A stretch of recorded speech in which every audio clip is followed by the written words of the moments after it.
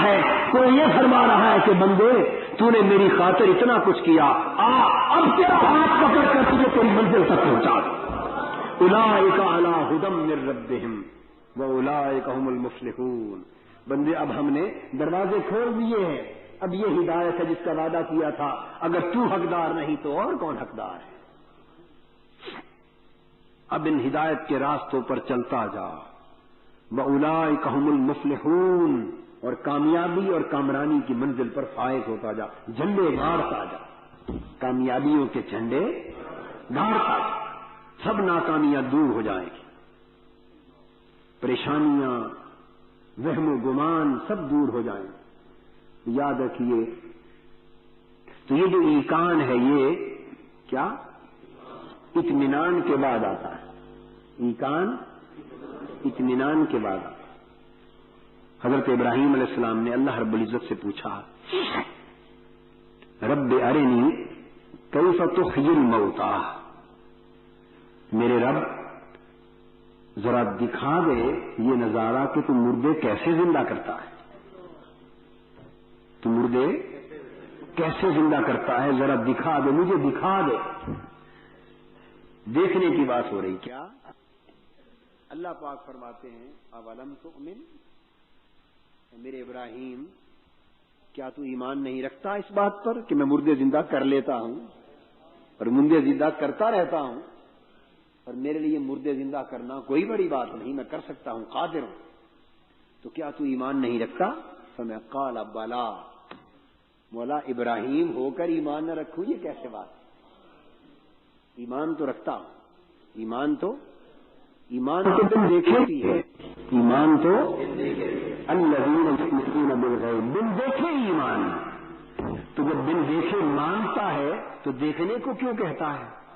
تو میں ولکن لیطمئن قلبی، ایمان تو ہے اب اطمینان چاہتا، ایمان تو ہے اب اطمینان چاہتا۔ تو ماننے کے بعد جب ایکسپیرینس ہوتا ہے، اب میں جو نقطہ سمجھانا چاہتا ہوں، کیا عمل مشاہدہ، یہ ایک ایکسپیرینس ہے، تجربہ ہے، یہ کیا ہے؟ تو جب ایکسپیرینس ہوتا ہے، تجربہ ہوتا ہے، عملی مشاہدہ ہوتا ہے، عملی مشاہدہ ہوتا ہے، تو اس سے اطمینان نصیب ہوتا ہے، اس سے، اور جب اطمینان آتا ہے تو آگے ایک اور مقام پر، ایک اور جگہ ایک نئے مشاہدے کا ذکر کرتے ہوئے فرمایا وَلِيَكُونَ مِنَ الْمُوقِنِينَ وَكَذَلِكَ نُرِي إِبْرَاهِيمَ مَلَكُوتَ السَّمَاوَاتِ وَالْأَرْضِ وَلِيَكُونَ مِنَ الْمُوقِنِينَ، ہم نے زمینوں اور آسمانوں کی بادشاہتوں کے پردے ہٹا دیے اور ابراہیم علیہ السلام کو سب کچھ دکھا دیا، کیوں؟ یہ تجربہ اور مشاہدہ کروایا، وَلِيَكُونَ مِنَ الْمُوقِنِينَ، تاکہ یقین والوں، ایقان والوں میں ہو جائیں۔ تو ایمان تھا، پھر اس پر اطمینان ہوا، ایمان تھا، پھر اس پر اطمینان ہوا، اور اطمینان بڑھتا بڑھتا ایقان سے بدل گیا۔ کیا؟ ایقان سے بدل گیا۔ اب ہم کس حال میں؟ اب ذرا اپنا جائزہ لیں ہم۔ وہ جو بن دیکھے ایمان ہے، بہت سے تو وہ ہیں کہ جو اس حالت میں بھی ڈاواڈول ہیں، اس حالت میں بھی ڈاواڈول، اور وہ جن کو وہ ایمان نصیب ہے انہیں اطمینان میسر نہیں، انہیں اطمینان میسر، اور پھر ایقان والے تو بہت ہی کم ہیں۔ ایقان والے ہوتے ہیں ہر دور میں، ایقان والوں سے کبھی کوئی زمانہ خالی نہیں ہوتا، وہ ایقان والے ہی تو باقی ہمارے جیسے ٹوٹے پھوٹے شکستہ لوگوں کو ساتھ لے کر چلتے ہیں، وہ ایقان والے ہوتے ہیں۔ ایمان والے، ایمان کے دعوے والے بہت ہیں، ایمان والے کم، دعوے والے بہت ہیں پر ایمان والے، پھر ایمان والے جتنے ہیں ان میں اطمینان والے اور کم، اور اطمینان والوں میں پھر ایقان والے اس سے بھی کم تر تعداد ہے ان کی۔ یہ جو اگلا مرحلہ ہے اطمینان کا اور اس کے بعد ایقان تک جانا، جس ایقان کے نتیجے میں کامیابی کی ضمانت ملتی. کامیابی کی ہم کیا کرتے ہیں؟ ہم یہ نہ اطمینان حاصل کرنے کی کوشش کرتے ہیں اور نہ ایقان کی منزل کو پاتے، اور رتبہ ایمان پر بھی ہم متزلزل ہوتے. ایمان کے درجے میں بھی ہم متزلزل ہیں، اطمینان حاصل کرنے کی شرطیں پوری نہیں کرتے، ایقان کی منزل پا نہیں سکتے، اور چاہتے ہیں کہ اولئک علی ھدی من ربہم واولئک ھم المفلحون میں داخل ہو جائیں. آپ بات کو سمجھیں. حالت یہ ہے ہماری کہ ایمان میں ہم متزلزل ہیں، ایمان کے درجے میں ہم بولیے متزلزل ہیں، ایمان میں متزلزل، اطمینان حاصل کرنے کی شرطیں پوری نہیں کرتے. حصول اطمینان کی جو شرائط اور تقاضے ہیں انہیں پورا کرنے کی فکر ہی نہیں کرتے،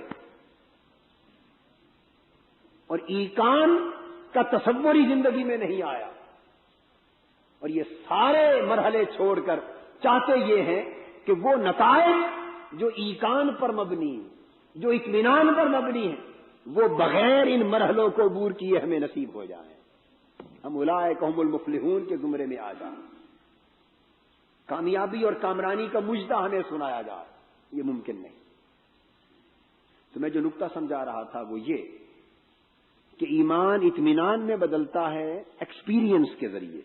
کیا؟ تجربہ اور عملی مشاہدہ. یہ وہی تجربہ اور عملی مشاہدہ ہے جس کے لیے سیدنا ابراہیم علیہ السلام اللہ کے حضور درخواست کر رہے ہیں کہ مولا دکھا، ایمان تو ہے کہ تم مردے زندہ کرنے پر قادر ہے، لیکن چاہتا ہوں ولیکن لیطمئن قلبی، اطمینان نصیب ہو جائے. اس اطمینان کے لیے مشاہدہ چاہتا ہوں کہ ذرا ایک منظر دکھا دے مردہ زندہ کرنے کا. تو یہ جو عملی مشاہدہ ہے اس کو ایکسپیریمنٹل ویریفیکیشن کہتے ہیں انگریزی میں. کیا؟ ایکسپیریمنٹل ویریفیکیشن، تجربی توثیق. عملی مشاہدہ کے ذریعے، عملی تجربہ کے ذریعے وہ جس کو آپ نے بن دیکھے مان لیا تھا اس میں وثوق پیدا ہو جاتا اس میں، اور وہ وثوق آپ کو قلبی اطمینان دے دیتا. اس قلبی اطمینان کے لیے درجہ ایمان کے بعد آپ کو عمل کی دعوت دی جا رہی ہے. اگر آپ چاہیں کہ الذین یؤمنون بالغیب کے بعد، ایمان بالغیب کے بعد اب آپ کو اطمینان نصیب ہو، تو قرآن مجید نے دو ٹوک فیصلہ کر دیا کہ ایمان کے بعد اگر آپ کو حالت اطمینان چاہیے تو حالت اطمینان عمل کی بھٹی سے گزرے بغیر اور عملی ریاضت اور عملی مشاہدے کی کٹھالی میں پکے بغیر اطمینان کبھی نصیب نہیں ہو سکتا. اطمینان تقریروں سے نہیں آتا، اطمینان کتابیں لکھنے سے نہیں آتا، اطمینان واز کرنے سے نہیں آتا، بڑے بلند بانگ دعوے کرنے سے نہیں آتا. اطمینان تو واردات کے ذریعے آتا ہے. کس ذریعے آتا ہے؟ کہ جب آپ اس میں پڑیں گے، کبھی ڈوبیں گے کبھی تیریں گے، اور اس مرحلے سے کشمکش سے گزرتے گزرتے پھر ساحل تک پہنچیں گے تو اطمینان ہوگا.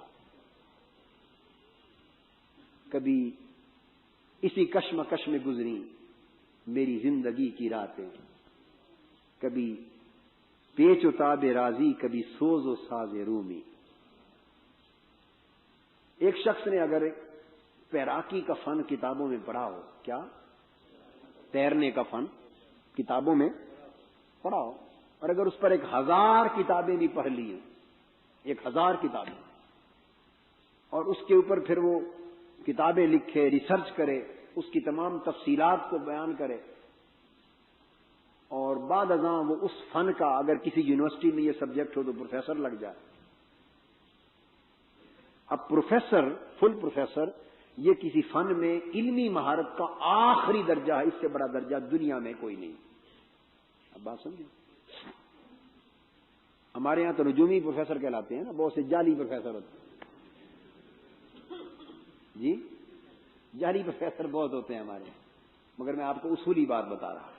تو اس میں پروفیسر ہو جائے، ڈاکٹر ہو جائے، پروفیسر ہو جائے، اپنی جملہ تحقیقات کرے اور پھر لیکچر دینے لگے، دنیا اس کے فن پیراکی کے لیکچروں سے، وعظوں سے مستفید ہو، مگر خود اس نے کبھی کسی تالاب میں، دریا میں، نہر میں، سمندر میں غوطہ زنی نہ کی، خود کبھی ٹانگ بھی ڈال کے نہ دیکھی، کبھی ٹانگ بھی ڈال کر نہ دیکھی، اور 10,000 شاگرد ہوں اس کے پیراکی کے فن میں دنیا میں، اس کا نام ہر طرف جانا جائے، تو کہ ایک روز پکڑ کے اس کو بڑا متموج دریا ہو، ذرا اس میں ڈالیں تو کیا حال ہوگا پروفیسر صاحب کا؟ جی وہ پیراکی سمیت انا للہ و انا الیہ راجعون ہو، تو کیا اس کے علم میں کوئی شک تھا؟ فن کے جاننے میں شک تھا؟ پیراکی کے فن کو جاننے اور ماننے میں کوئی شک تھا؟ جانا بھی بہت، مانا بھی بہت، مگر جان کر مان کر پھر ڈوب گیا۔ کیوں پھر ڈوب گیا؟ اس لیے کہ وہ خالی جاننا اور ماننا کس کام کا، اگر جسے جانا اور مانا جا رہا ہے اس کے اندر عملاً اتر کے نہ دیکھا جائے، اس فن کو اپنے اوپر وارد نہ کیا جائے، تو ایک طرف وہ 1000 کتابیں پڑھ کے پیراکی کے فن پہ لیکچر دینے والا، ایک طرف ان پڑھ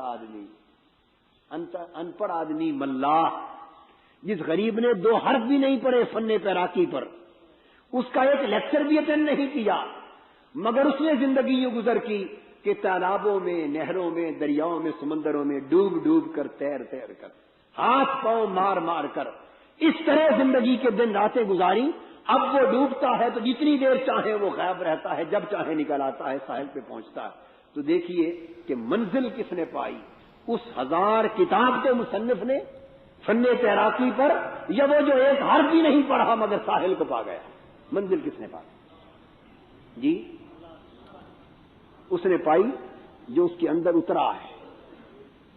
تو حقیقت یہ ہے کہ فن پر ماننے کی حد تک تو بن دیکھے بھی ایمان آ جاتا ہے، مگر نہ بلکہ آپ اس کو اگر کہیں گے نا اس فن تیراکی کے پروفیسر کو کہ آپ اس میں اتریں، تو اول تو وہ اترے گا ہی نہیں، اس کو 100 دھکے دے وہ یہ نادانی کہ اس کو پتا ہے کہ میرے اندر کمزوری کیا ہے، وہ اترے گا ہی نہیں۔ مگر جس نے مشق کی ہے اس میں، وہ چھلانگ لگا دے گا۔ تو بات یہ ہوئی کہ جب تک کسی کام میں چھلانگ لگائی نہ جائے، اترا نہ جائے، اور موجوں کا مقابلہ نہ کیا جائے، تلاطم کا مقابلہ نہ کیا جائے، لہروں سے ٹکر نہ لی جائے، اور کبھی لہریں غالب، کبھی یہ غالب، کبھی یہ ڈوبے کبھی تیرے، اس طرح زندگی اور موت کی ایک ظاہری کشمکش سے گزر گزر کر جب تک آدمی وقت گزارے نہ، اس وقت تک ساحل پر پہنچنا نصیب نہیں ہوتا۔ تو دوستو، ایمان بالغیب، ایمان ایک سمندر ہے، ایمان ایک سمندر ہے، یاد رکھو، جس کے اندر معارف الہیہ کی موجیں تلاطم کنا ہیں، وہ شخص جو ایمان اور معرفت پر لاکھیں کتابیں پڑھ ڈالے، عالم بن جائے، مناظر بن جائے، منطقی بن جائے، فلسفی بن جائے، مفکر بن جائے، فقیہ بن جائے، مفتی بن جائے، محدث بن جائے، متکلم بن جائے، دنیا میں علوم و فنون کے سمندر پی جائے، مگر جب تک وہ معارف ایمانی کے سمندر میں اتر کے ہوتا زن نہ ہو اور اس میں روئے نہ، پیٹ و تاب میں زندگی کی راتیں بسر نہ کرے، تڑپ تڑپ کے اس سے تعلق استوار نہ کر لے، اس سے تعلق کے سمندروں میں ہوتا زنی نہ کرے، سجدوں میں گر کر آنسوؤں سے اپنے چہرے نہ سے آ کرے، اپنی داڑھی سے آ نہ کرے، مسلح سر نہ کرے، عشق الہی کی آگ کے دامن نہ جلائے، اور اپنے اوپر کبھی مصائب طاری نہ کرے، کبھی ہجر اور کبھی وصال کی کیفیتوں میں اترے، کبھی جان قربان کرے، کبھی مال قربان کرے، کبھی اس کی خاطر ساری ساری رات مجاہدے کرتا رہے، کبھی کھانا چھوڑ دے، کبھی پینا چھوڑ دے، کبھی تلواروں کے سائے کے تلے چلے، کبھی گولیوں کے سامنے سینے تان دے۔ ارے زندگی کے ہر ہر محاذ پر اس جس ذات پر ایمان لایا اسے جاننے کے لیے سب کچھ لٹا نہ دے، جب تک ڈوبنے تیرنے کے اس ایمانی سمندر سے گزرے گا نہیں، وہ ساحل اطمینان تک نہیں پہنچ سکتا، ساحل اطمینان تک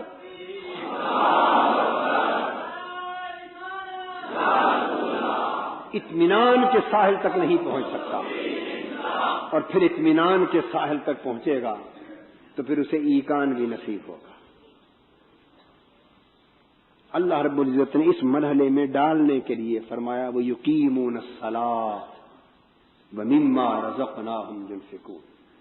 ایمان کا دعویٰ کرنے والوں، اب تمہیں ذرا اس کی تیراکی میں ڈالتے ہیں، اس تیرنے ڈوبنے کے مرحلے میں ڈالتے ہیں، دیکھتے ہیں کون نماز قائم کرتا ہے۔ پڑھنے کی بات نہیں، پڑھ تو ہر کوئی لیتا ہے، پڑھتے تو سارے ہی ہیں، نہیں فرمایا جو نماز پڑھتے ہیں، نہ، وَيُقِيمُونَ الصَّلَاةَ، وہ جو نماز پڑھنا اور شے ہے اور نماز کو قائم کرنا،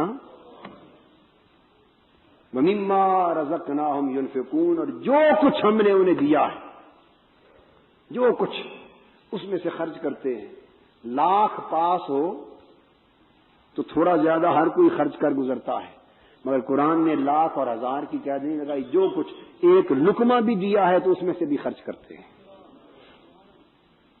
مما، جو کچھ بھی دیا ہے، تھوڑا یا زیادہ، یہی تو اطمینان، یہیں سے تو آزمائش ہوگی۔ اگر لقمہ بھی دیا ہے تو اس میں سے خرچ کرتے ہیں بساط بھر۔ یہ دو عمل کے پیمانے ہیں، ان پر انشاءاللہ تعالی آئندہ جمعۃ المبارک میں ہم گفتگو کریں گے، یہاں سے شروع کریں گے۔ وما علینا الا البلاغ۔